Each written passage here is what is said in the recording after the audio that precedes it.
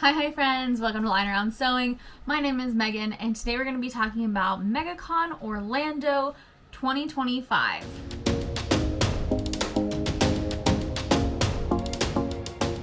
Now I will begin this vlog with saying I didn't go to MegaCon this year, but I did have a proxy selling for me and I'll talk a little bit about that.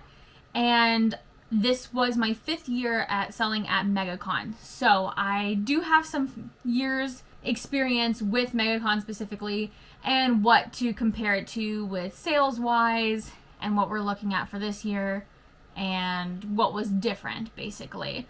The reason that I didn't go to MegaCon this year is because I am 8 months pregnant and my husband was not going to be able to go with me, so I did not want to risk being away, being stressed.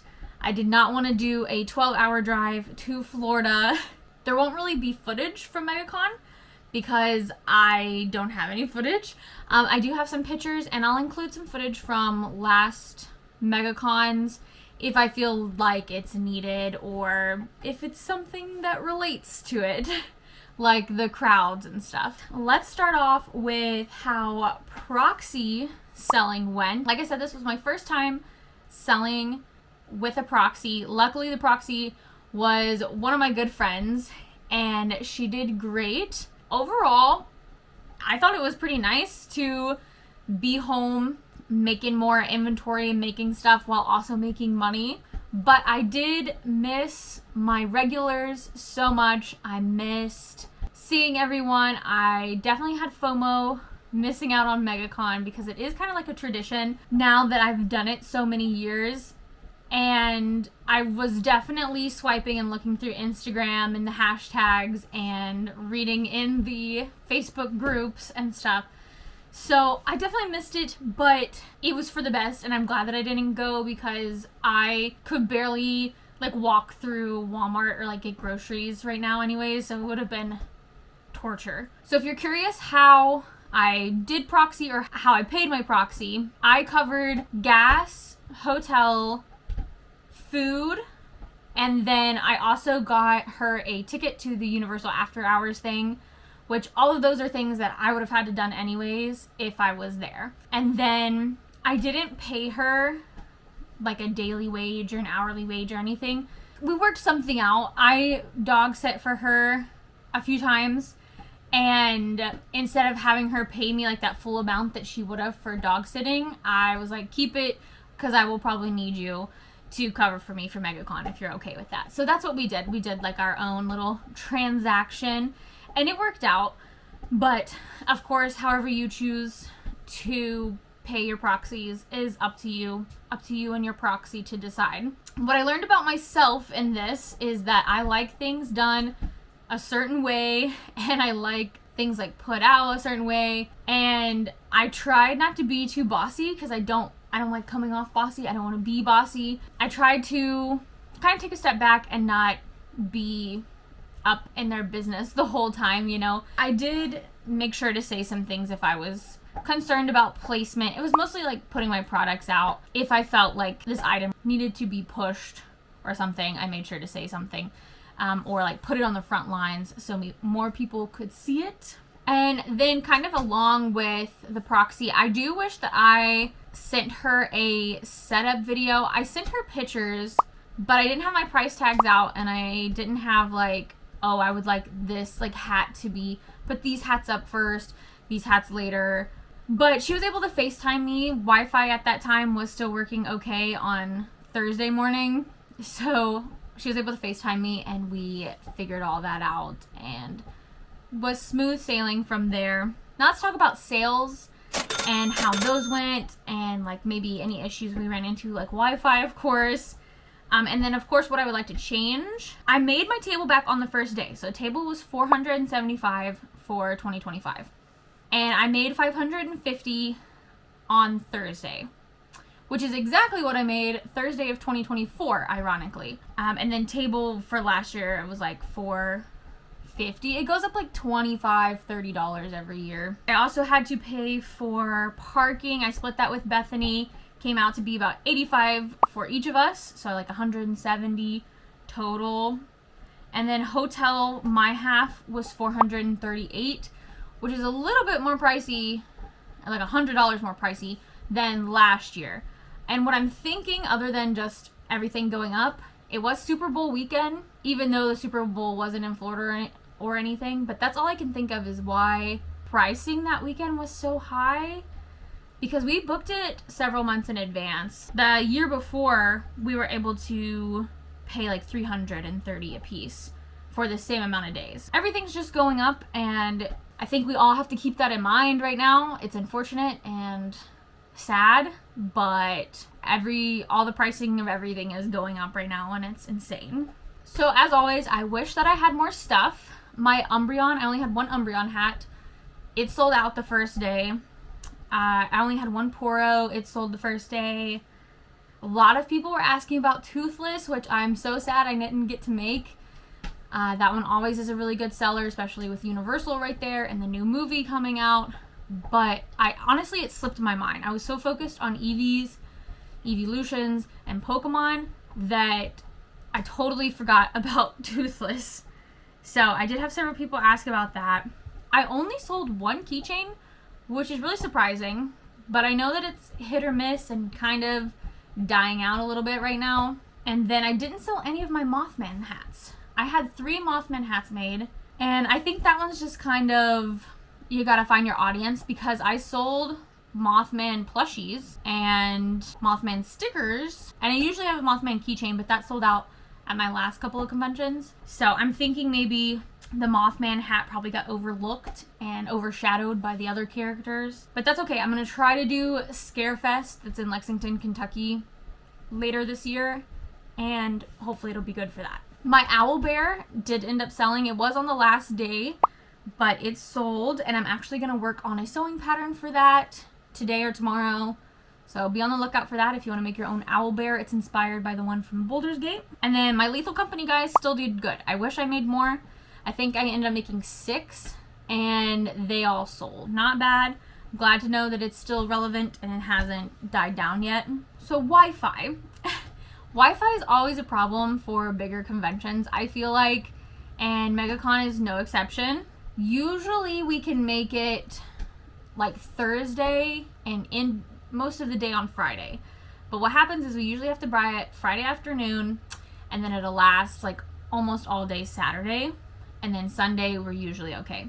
But for this year, and I don't know if this would have been different if I had taken my own phone. I don't know what service provider Tia has, but Thursday, Bethany's phone worked and was kind enough to let me do charges on her phone. So Tia did transactions on that. And then Friday morning, Tia was going to try to do something different with her phone, like reset it and see if she could switch to 5G. And as soon as she stepped inside the convention center, it went back to LTE. I was like, go ahead and just buy the internet.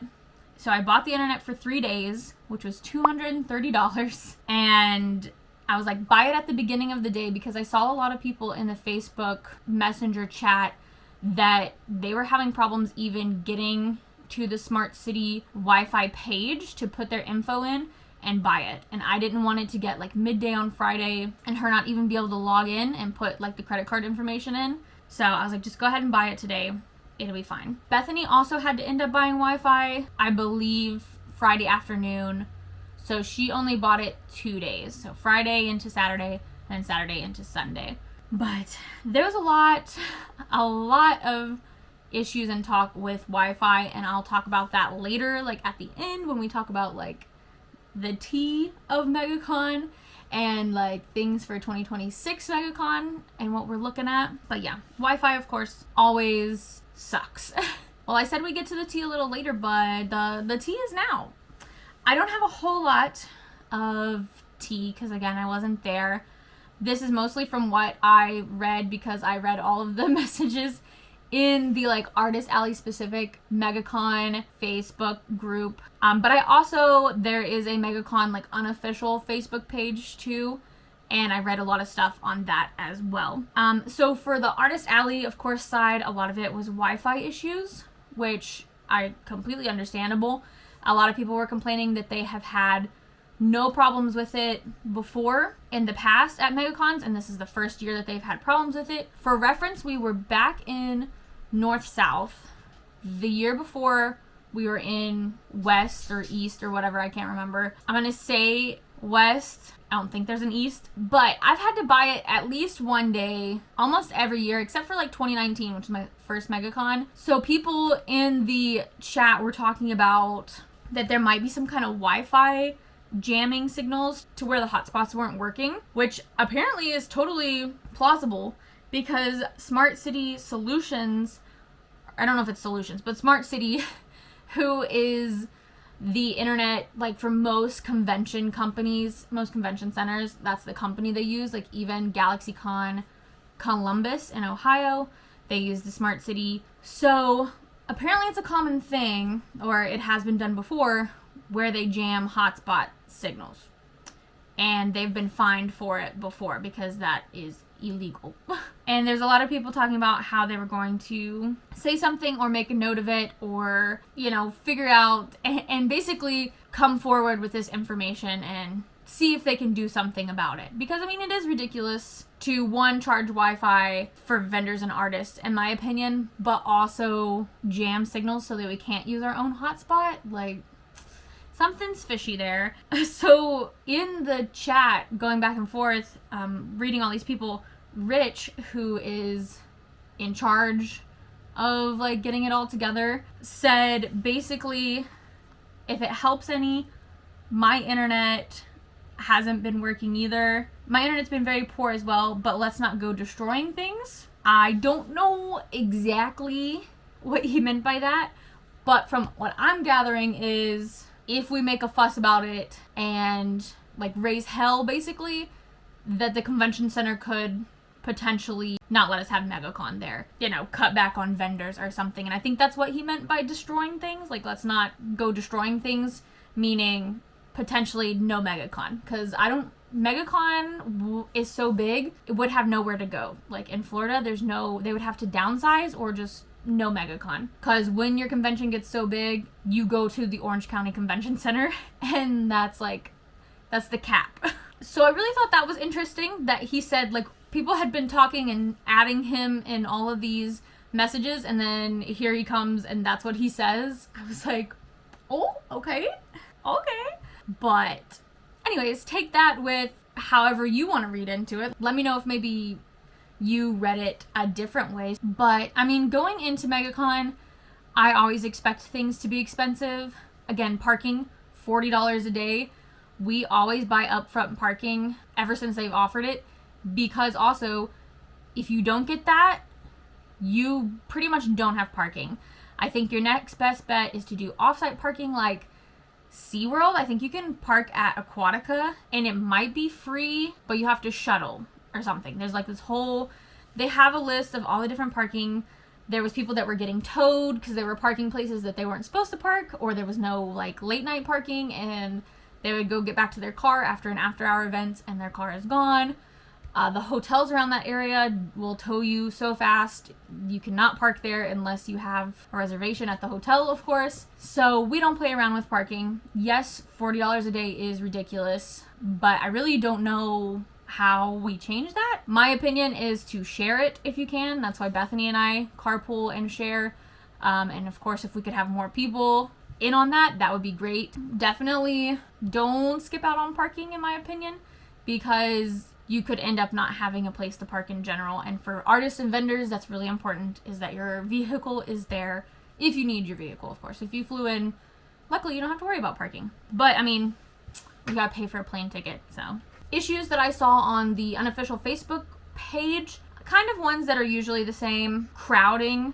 Saturday is always ridiculous. Like, there's always talk about like fire marshal and having too many people in that building and the dangers that it could cause an emergency, which is very true.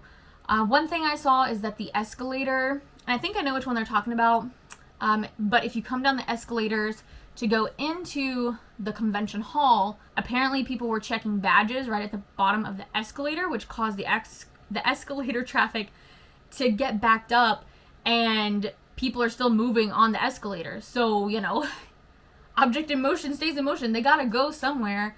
And people were like almost falling and tripping over each other, which is kind of MegaCon staffing on their part. They should not do that in front of the escalator, but hopefully that's something that they learn and will change for next year. But again, crowding, always a problem.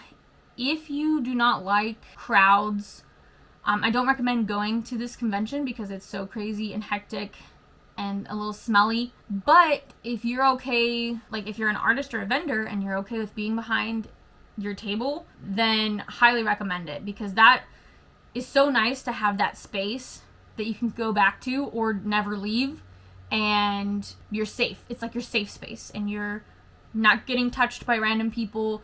And, you know, it's going to be loud, unfortunately. So if you want to bring some noise canceling headphones, maybe have that as a backup. I know a lot of people brought their like fidget toys or sensory items to help with that. I believe there was a quiet room. I don't necessarily know if it was a sensory room, but I do know that there was a quiet room, maybe on the second floor. Again, we're going to the other concourse again next year, so this all could change.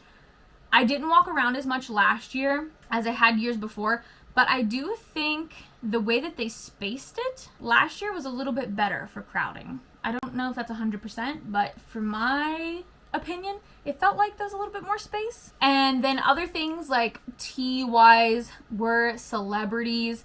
Millie Bobby Brown canceled, and I know a lot of people are trying to get refunds back for that. There was a lot of the guests that seemed to be really overworked and stretched really thin, which also happens, I feel like, at every MegaCon. Like, I know last year, Tom Hiddleston, like, they ran him around rampant, like crazy. So, I know there's always going to be the people, too, that are complaining about, paid this much for a photo op, and it was like 5 seconds, and I was in, took a picture, and out. But that's what a photo op is. Photo op is not for talking or chatting. It's, we take your photo and you go. Maybe you get a handshake or a hug, and that's it. There's always people gonna complain about that, but hopefully if you met a celebrity there, you had a great time and they were nice. MegaCon always usually pulls some really good names, but don't know if that's always the best. So if I missed anything on the tea, comment it below.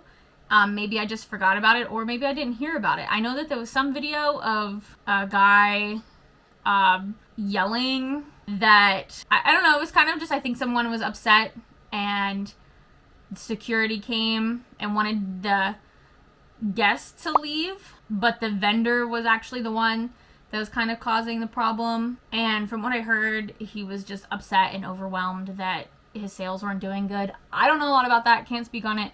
That's just what Facebook group said. Let's move on to what to expect for 2026 MegaCon.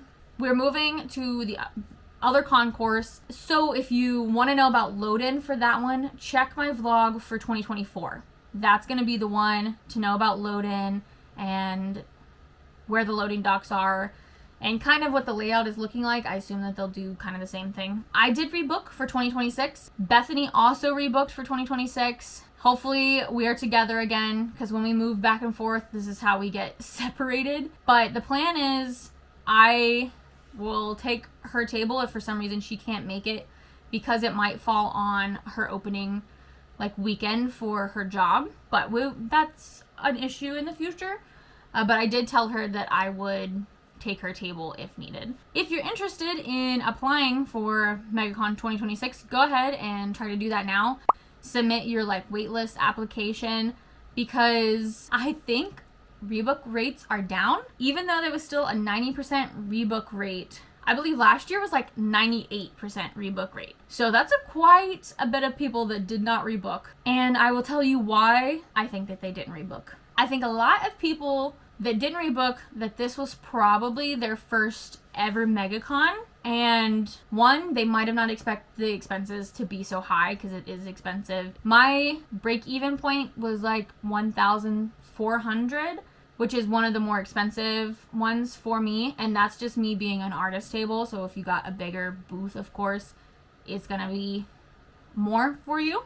And table prices are going up again. It is $499, almost $500 for an artist just standard table. And so if this was their first time and they have all these expenses and their sales are not anything what they were thinking, because, myself included, there was a lot of us that talked so highly of MegaCon right after COVID, which is kind of like the exceptional years, if that makes sense, because like 2022, 2023, everyone's coming back, everyone's got their money to spend, everyone's feeling better and happy to be back out, which made convention sales like skyrocket.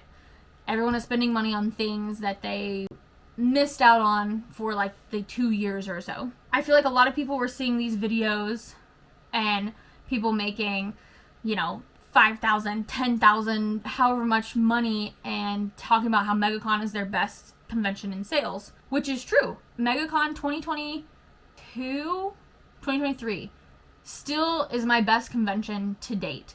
KatsuCon is still right there close, but again, that's KatsuCon for 2023. So, exceptional years, you know, after pandemic years. So you can't really include that.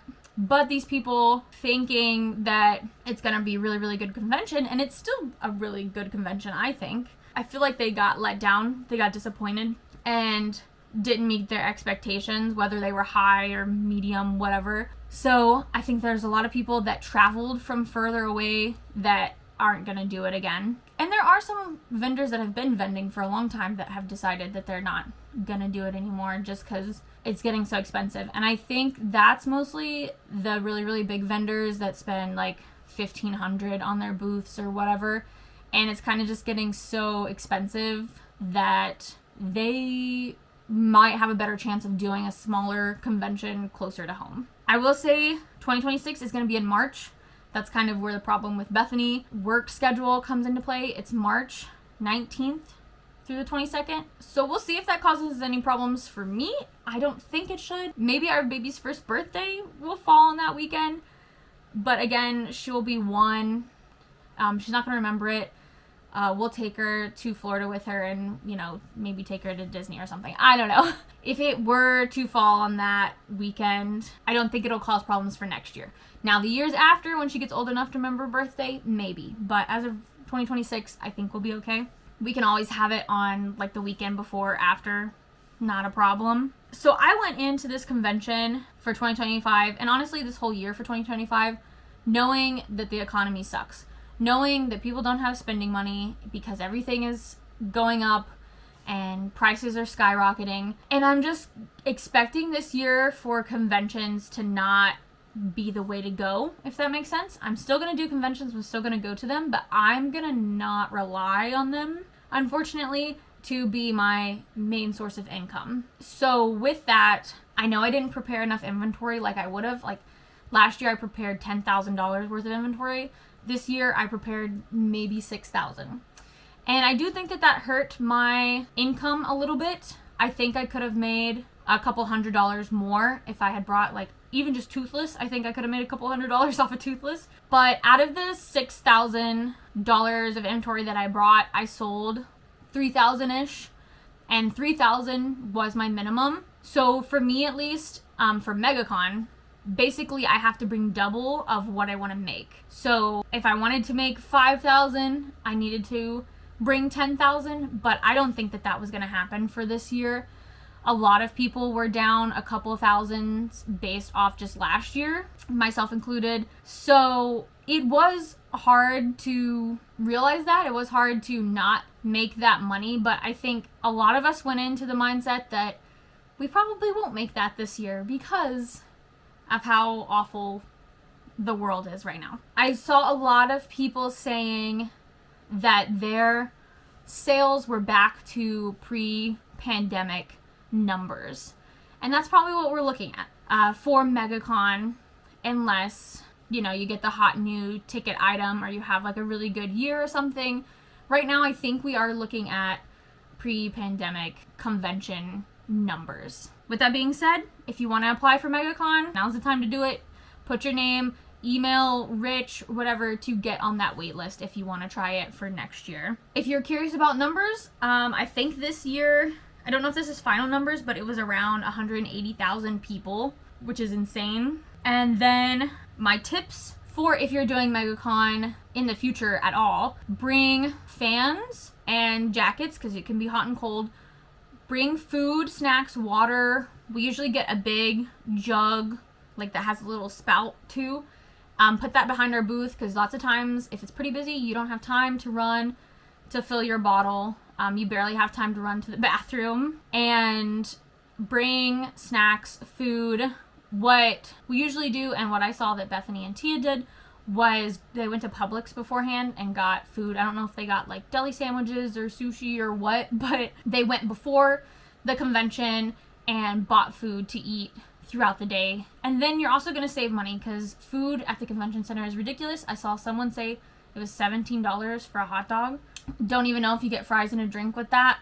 I'm not sure. Definitely bring food and then maybe eat a big breakfast and a big dinner and spend your money on food that's better than the convention center food. But yeah, I think that is my summary. That is my recap of MegaCon. Even though I wasn't there, my stuff was there. And it was really cool. My phone like cha-chinging and getting sales. They had a button for me that I pre-recorded, like a little saying that said like, hi, thanks for visiting my booth. Sorry I couldn't be there. A lot of people like pressing the button, Tia said, but they really couldn't hear what it said. I left a little tip jar that was like Pedro Pascal and it said like tips for baby girl. I did it because we're having a baby girl. I don't know if people would get that, and it was in a Fedra rations tin that I got from Halloween Horror Nights. I do recommend the after hours Universal thing. It is another paid ticket. I think it's like $80 to $100. I don't know if they upped it at all or if they will in the future. You get to like walk on to all the rides and it's, you know, all the MegaCon people, not all of them, but a lot of the MegaCon people are there, and usually you get like a food voucher that you can also use on alcohol, so that's really cool. I do have a vlog up for that if you go back to like 2024 and check around MegaCon time. Bethany and I did it for 2024. But that's it. That's crazy to think that the next MegaCon 2026, whole year from now. And even though there was a lot of people kind of hating on MegaCon for this year, there's like more people excited for MegaCon for next year. Can't wait. Like people that are just so excited and can't wait and already like when do VIP tickets go on sale and when do the hotels go on sale and blah, blah, blah. So it is a good time. It's still a good convention, I think. Yeah, there's probably some aspects where there's some money, grubby, hungry, mostly convention centers be like that. I mean, we have to have a place to have these conventions, and unfortunately, when your convention gets so big, there's limited places that you can have it. And when I do my convention ranking for 2026, MegaCon won't be in there. It'll be an honorable mention, but since I wasn't there, it can't take the #1 spot for 2026. So, you guys will have to come back when I make my yearly recap vlog and see what convention, because I didn't do KatsuCon either. So what convention is gonna be my #1 for 2026? Don't know. I will say Lexington Comic-Con is next month. I will not be there. I got my full refund, thankfully.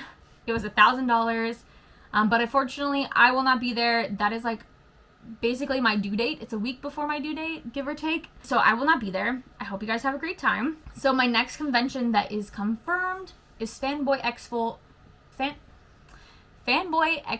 Knoxville in Knoxville, Tennessee. I haven't done that one. Bethany's done it before, and it is a fanboy convention, so take with that what you will. But I have several months to prepare because that's in July. I don't know if I said that. But also, baby will be coming anytime now, basically. I have to balance making stuff and baby time. Other than that, we have GalaxyCon Columbus, which is in December. I do plan on doing some farmers markets here in my town. Hopefully I'll have some vlogs of that. But yeah, I'm waitlisted for several things, and then of course later on in the year, applications haven't opened yet. So it's just a waiting game right now. I hope you guys enjoyed this video. Thank you so much for watching. Please like and subscribe if you want to see more. I really appreciate you all. Bye bye!